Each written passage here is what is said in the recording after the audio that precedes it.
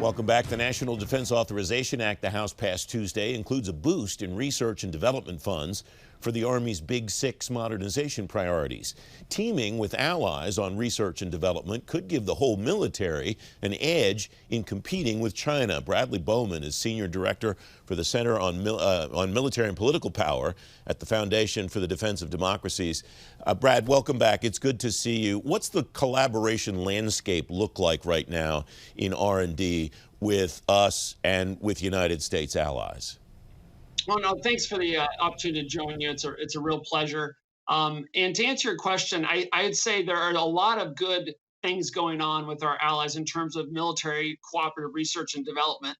But I think there's definitely room for improvement. And just zooming out for a moment, if I can, it's important to remember that U.S. military superiority that many Americans have taken really for granted for so many years is based on two primary things. It's really the quality and training of our people and the sophistication and capabilities of our technology.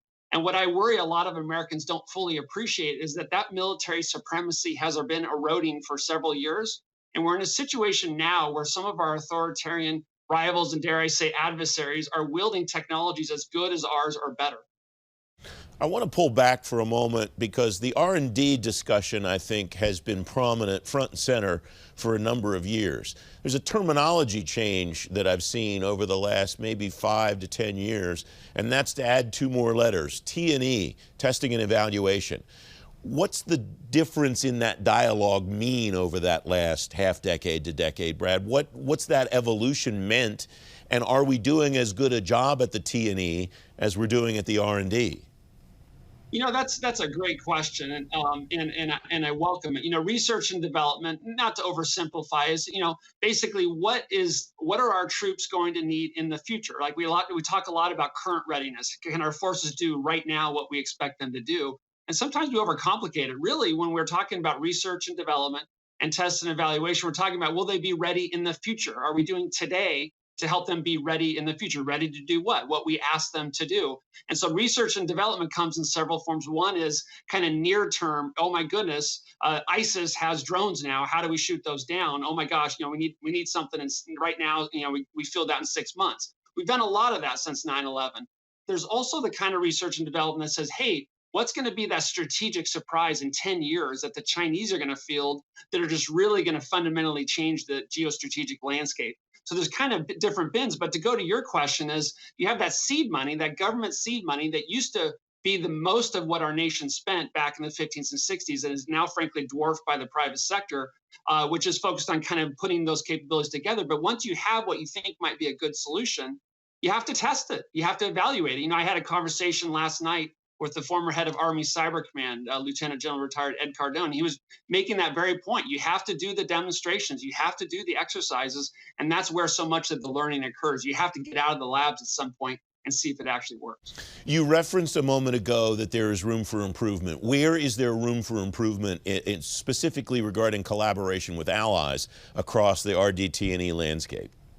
No, thank you. One example that I've really focused on my research really over the last 2 years is a case related to Israel. Israel may not be the first country that a lot of Americans think of in terms of a country that we can work with. But when I survey America's assets and liabilities in this great power competition we're having with China and Russia, in the assets column, I put a leading assets for us as our alliances and our partners. And we have a lot of democratic, tech-savvy allies that we can work together with more systematically. Now, people that know this issue will quickly say, oh my goodness, we do so much already with Israelis. We do missile defense. We do help find terror tunnel develop technologies that we've used on our southern border. We do so much.